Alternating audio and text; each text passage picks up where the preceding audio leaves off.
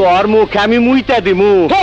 বাবারে বাবারে, আমাদের কপালে কি এত দুঃখ! ছি ছি ছি, বলি না ভাই, ভালো মানুষের গুণ নাই আর বুড়ো মানুষের অনেক কিছুই পায়। দেখো দাদুর কপালে যেসব জুটেছে না ভাই, দাদুর এইসব লিবার বয়স নাই। দাদু এখন 10 নাম্বার ফুটবল নিয়ে খেলছে। দাদুর বয়স হয়েছে, দাদুর এখন 5 নাম্বার নিয়ে খেলা দরকার। দাদু অত সুখ কী করে সহ্য হবে তোমার কপালে?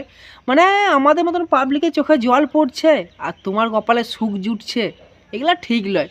খানিকাতে ভাগ ভাটা করে লাও না, যেন সবাই খানিক করে পাই।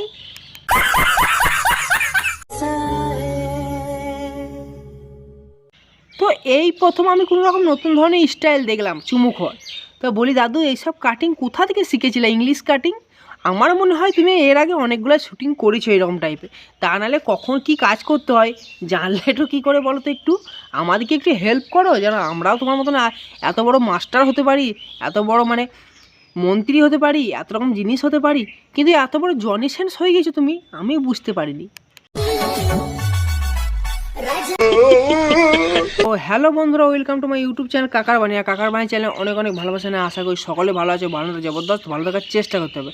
আজকে গুরুজনরা ভিডিও চালু করছে, প্লিজ ভিডিও কেটে দাও, তোমার জন্য ভিডিও না। আর যারা এখন সাবস্ক্রাইব করে প্লিজ সাবস্ক্রাইব করো, লাইক করো, কমেন্ট করো। আর দেখাবো সেই রকম দাদুদের সেই লেভেলে ভিডিও। তো সাইনুদি তুমি টক্ক লাগে না তোমার এন্টোরো লাগাও লাগাও।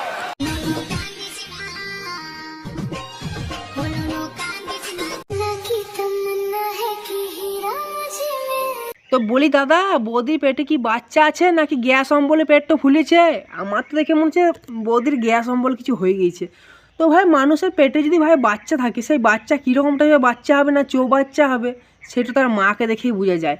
যেমন মা বাচ্চা হবার আগে নাচছে, আমার মনে হচ্ছে বাচ্চা কিন্তু নাই, কালকে রাতে ভিজা ভাত খেয়ে ওর পেটে গ্যাস জমে গিয়েছে, তার কারণেই ওর পেট ফুলে আছে। বলি বৌদি ইনো খাও, আর যদি বাচ্চা থাকে তো নাচাটা বন্ধ করে দাও।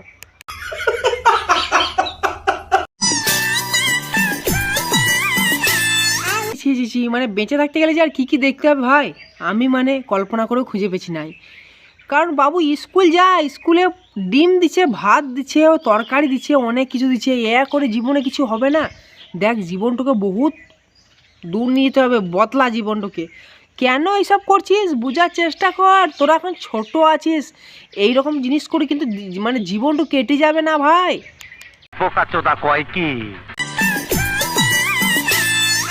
হয়তো আমাদের যতটা ভুল ধারণা হচ্ছে, বোনের মা বাবা হয়তো এইসব ধরনের চিন্তা করে না। কারণ চিন্তা করে কি হবে ভাই, সবাই তো চাইছে আমার বেটা বেটি এখন ভাইরাল হোক, সে ভালোভাবেই ভাইরাল হোক আর ন্যাংটো হয়েই ভাইরাল হোক।